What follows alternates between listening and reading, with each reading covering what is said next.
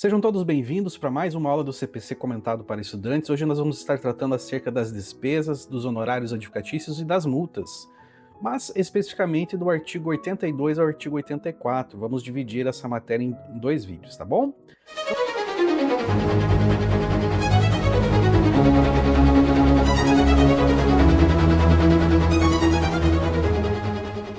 Bom, antes de iniciar nosso vídeo, eu sempre indico aqui a inscrição de todos os colegas que estão nos assistindo no nosso grupo Diário do Processualista, né, em que é compartilhado um material exclusivo e gratuito acerca do direito processual. Então é um conteúdo valoroso, tá bom? Fica a dica. Então, para iniciar a nossa aula de hoje, nós vamos fazer a leitura dos artigos 82, 83 e 84. Nós estamos dividindo aqui o conteúdo considerando que nós temos alguns artigos muito longos, né? E para iniciar, então vamos fazer a leitura do artigo 82, que eu vou colocar na tela para vocês. Artigo 82. Salvo as disposições concernentes à gratuidade da justiça, incumbe às partes prover as despesas dos atos que realizarem ou requererem no processo, antecipando-lhes o pagamento, desde o início até a sentença final, ou na execução até a plena satisfação do direito recolhido no título. Então, da leitura, nós conseguimos observar aqui que a regra é o pagamento das custas processuais, e é óbvio que existem oportunidades, existem momentos em que as partes não podem fazer o custeio dessas despesas, né? Assim como nós vamos estudar um pouquinho mais para frente, nós temos o Instituto da Gratuidade, né? Da Justiça para aquelas pessoas hipossuficientes, vulneráveis financeiramente, que não conseguem arcar com as despesas processuais. Mas a regra é que haja o pagamento e a antecipação dessas custas processuais. Nós estamos falando de uma pequena taxa, ou seja, um tributo que é pago ao Estado, nesse caso ao Poder Judiciário, para que você possa acessar a tutela jurisdicional, né? Então há um custeio, inclusive, desse poder através dessas custas que são recolhidas, dessas despesas que são recolhidas. Mas, para além disso, vocês vão observar que as despesas elas tratam de outros valores aqui que vão além das custas processuais. Então vamos continuar a nossa leitura. Parágrafo 1º. Incumbe ao autor adiantar as despesas relativas a ato cuja realização o juiz determinar de ofício ou a requerimento do Ministério Público, quando a sua intervenção ocorrer como fiscal da ordem jurídica. Olha que interessante. Então, mesmo quando houver um pedido, né, mesmo de ofício para o Ministério Público, de uma diligência, talvez, que seja necessário o recolhimento dessas custas, a parte vai ter que realizar o pagamento.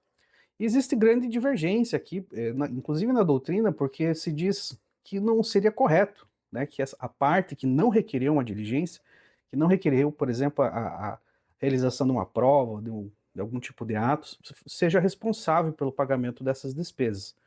Mas ainda assim é o que está previsto aqui no parágrafo 1º.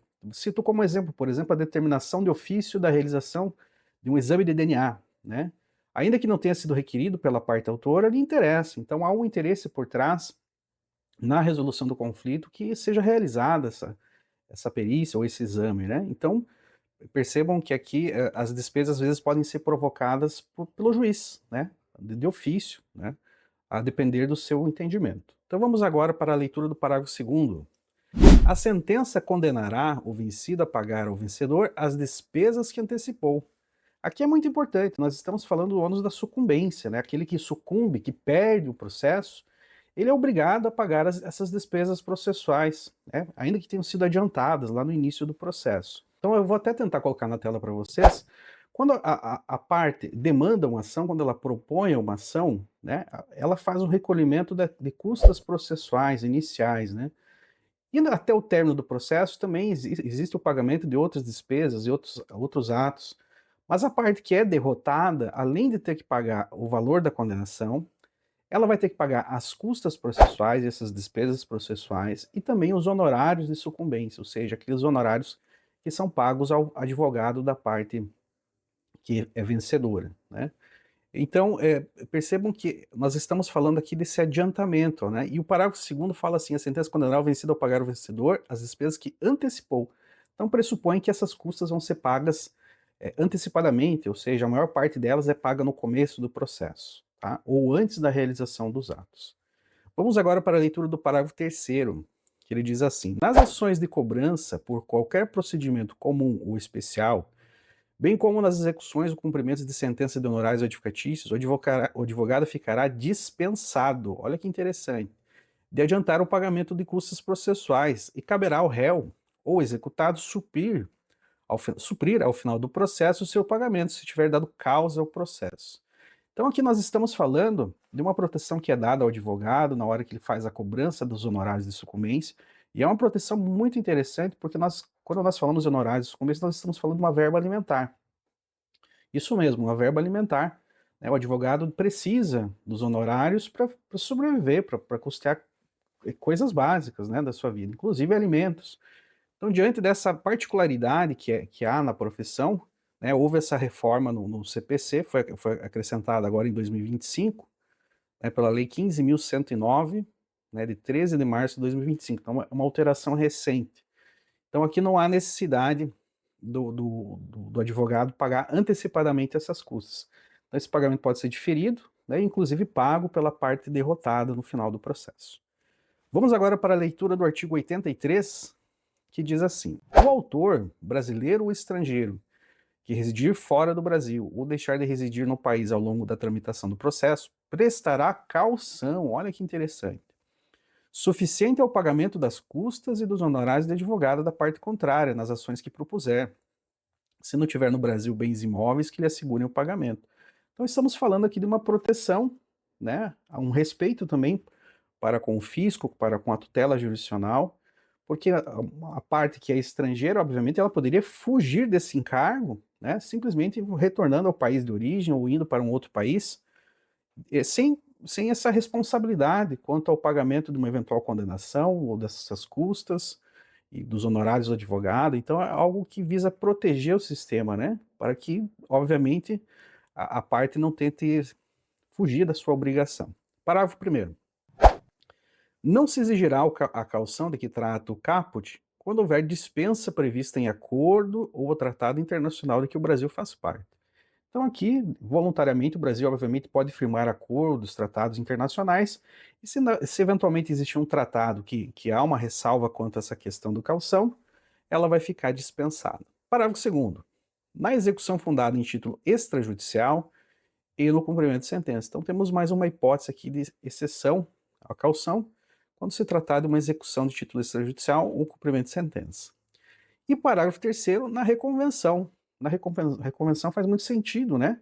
Porque quando é proposta uma ação pela parte autora, esse réu estrangeiro, além de poder apresentar sua defesa através da contestação, ele tem também a prerrogativa de apresentar uma reconvenção, que é como se fosse um contra-ataque, né? E como essa reconvenção é apresentada junto com a contestação, obviamente não há o pagamento dessa caução, né? Porque é um ato que está sendo praticado em conjunto com a contestação. Então, mas temos mais uma exceção aqui à regra quanto aos estrangeiros. Parágrafo 2º. Verificando-se no trâmite do processo que se desfalcou a garantia, poderá o interessado exigir o reforço da caução, justificando seu pedido com a indicação da depreciação do bem dado em garantia e a importância do reforço que pretende obter.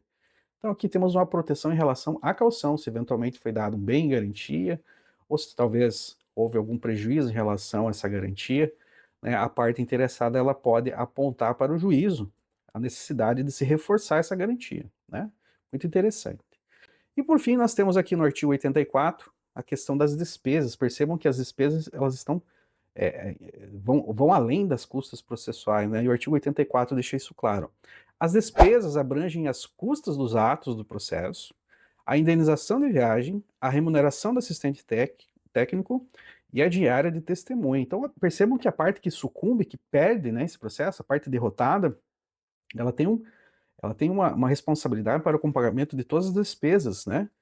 Indenização de viagem, se foi necessário, de repente, fazer uma viagem para uma audiência em um outro local, né, fora do domicílio. Talvez uma testemunha teve que se deslocar, né, ou teve que fazer uma viagem para ser ouvida, apesar que hoje nós temos as audiências realizadas por videoconferência, então isso se perdeu um pouco, mas ainda assim é possível, né?